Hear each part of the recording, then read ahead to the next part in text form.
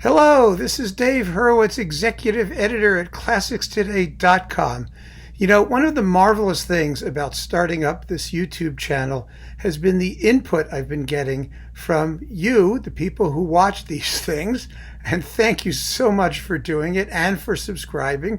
Now I can monetize my channel because I have more than 1,000 subscribers, which means I can make like $1.75 over the next 10 years. I could hardly wait. It's my retirement, folks. Keep it coming.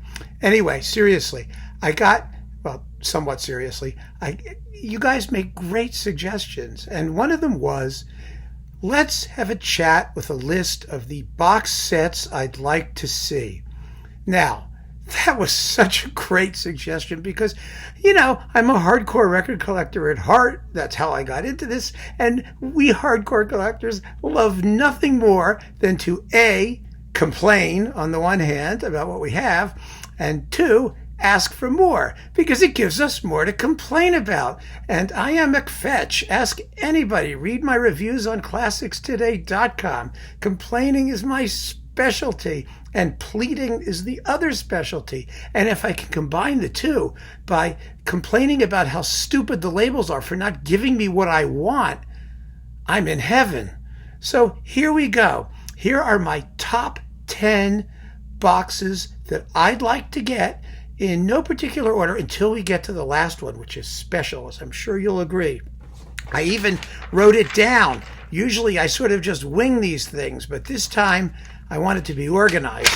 So here we go. This has been mentioned. It was mentioned by one of the commentators, and I know some of these are because we agreed, about what they should be. When we were talking about Abato boxes, remember there should be an LSO box, there should be, Abato and wherever else he went. Right, exactly. So, here we go. Markevitch on Deutsche Grammophon. I mean, all of his Philips recordings have been sort of dispersed on individual twofers and little box sets and things. They should all be gathered together.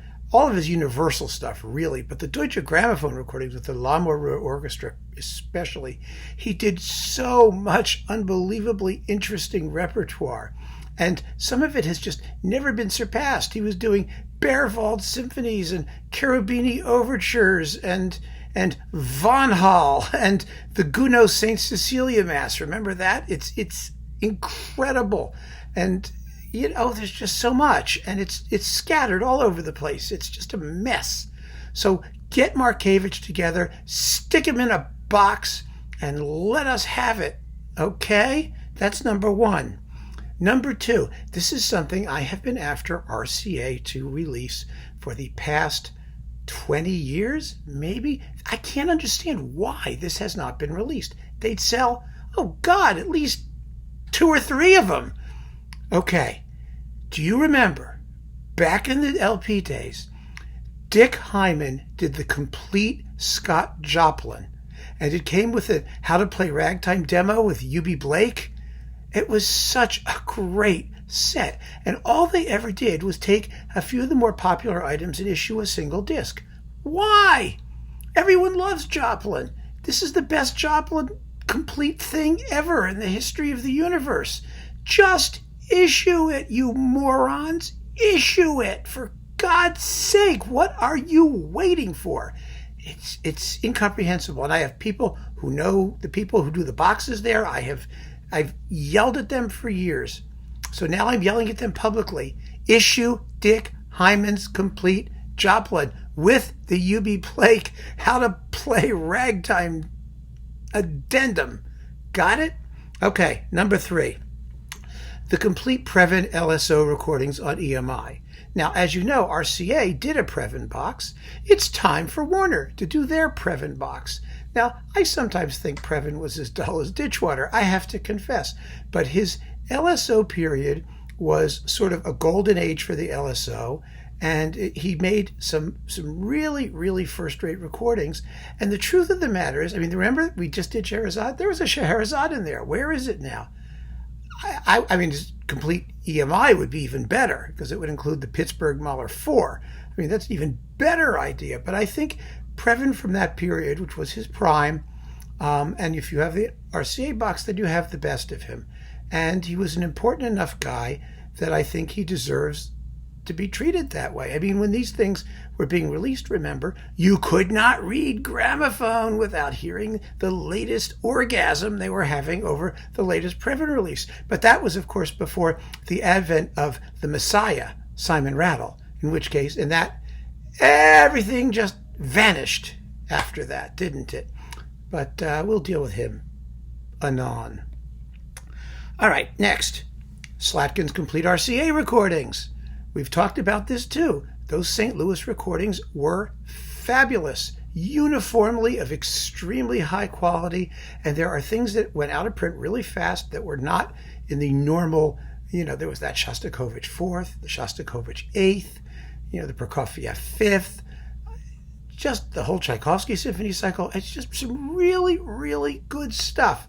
It deserves to be available in a box. Never mind all of that fabulous American repertoire. I mean, there wasn't a dud in the lot. So that should be out. Number 5, the complete Ormandy Sony recordings, not the RCAs. First of all, there was an Ormandy RCA edition, which was released separately in individual discs. I have some of them. I've talked about some of them. They weren't remastered, and some of them sounded just horrible, and some of them were excellent. But what we need to hear is the complete Sonys, including all the mono stuff, because some of that was just wonderful. I mean, there are things that have never been issued on CD, like the Albanius Iberia, orchestrated by Arbos. I mean, things, the first Glier third. I mean, how many people did multiple Gliers?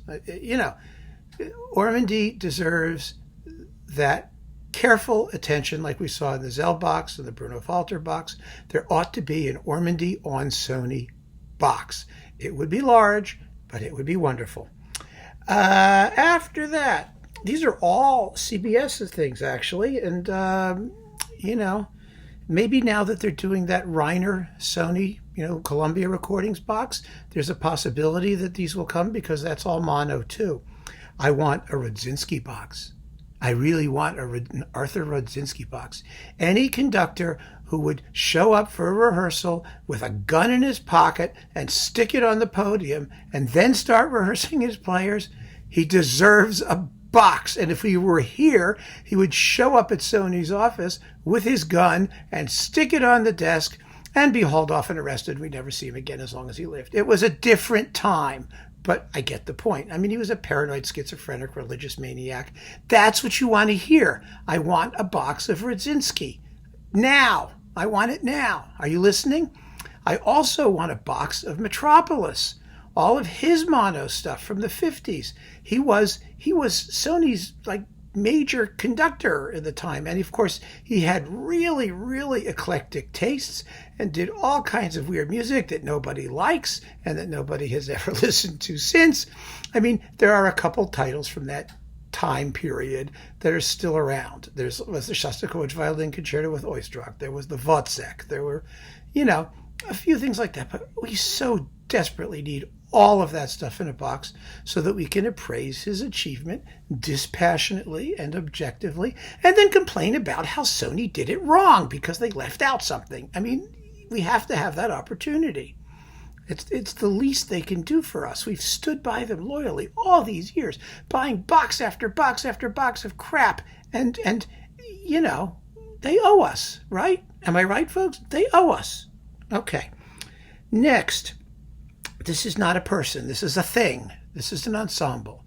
I think that EMI and Decca should get together. I mean, not together, but should agree to release individually, however they want to do it, all of their Paris Conservatoire Orchestra recordings in a box.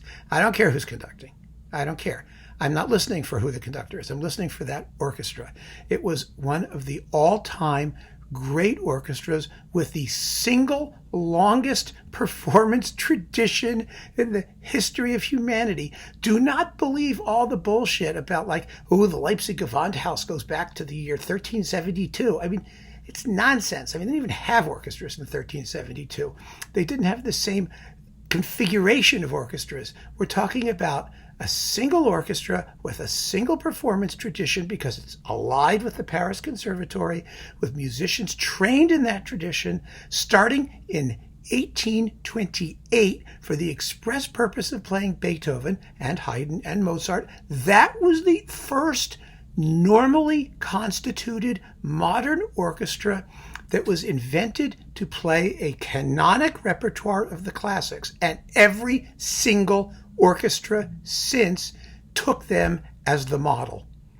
And there is absolutely, the fact that people don't get it blows my mind. I mean, the place where they get it least of all is in France, because they got rid of the orchestra. They disbanded them, those morons. How can you believe they did that? They did it. They disbanded that orchestra. Now the French orchestras sound just like all the other orchestras in the world, only worse. I mean, what could they possibly have been thinking? But fortunately, there were lots of records made in the 40s and 30s and 50s up until the early 60s when that orchestra disappeared. And all of their recordings, every one of them, should all be gathered together and released. I mean, I would like to get, one of the conductors who made a lot of records with them for both EMI and I think some for Decca too was Andre van der Noot. Now, no one is going to buy an Andre van der Noot box, right? And he was very good, by the way. I mean, his stuff. I've got a Brahms First Serenade with Andre van der Noot with the Paris Conservatoire Orchestra that you really ought to hear. It's fantastic. But what I'm saying is, so we're not going to buy a van der Noot box, but we'll buy a Paris Conservatory box with lots of van der Noot in it. The other thing he did, I think he conducted the Kindertone Lieder with Christa Ludwig. I mean, he was around, van der Noot. He was Belgian. Anyway, I want the complete Paris Conservatoire. I mean, I'll even say Orchestra de l'Association des Concerts du Conservatoire, if that will help them get the box out. All right? Next, this is a Philips Decca project for Universal, the complete Van Beinum. Why do we not have a complete Van Beinum?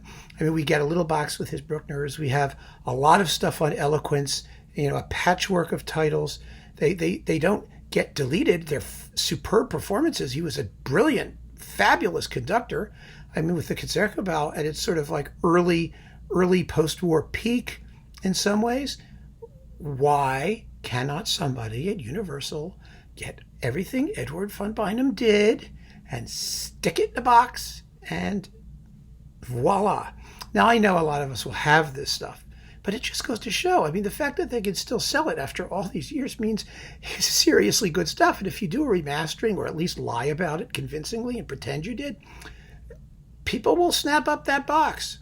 But here is the end, the finale, the culmination, the apotheosis, the totally incomprehensible, I don't know what's happening if those brain dead people there in the major labels. RCA should release the complete Arthur Fiedler and the Boston Pops on RCA. That is a legacy of light music and partially serious music. I mean, he did do a New World Symphony. He did, like no other. I mean, those things were selling like hotcakes. They were fantastic. They are brilliant. They were wonderfully recorded. It was the Boston Symphony, for Christ's sake, at the same time that Munch had them. I mean, they're stunningly fabulous recordings of tons and tons of great music. We just talked about one of them, the first Western recording of the Carmen Ballet by Shedrin.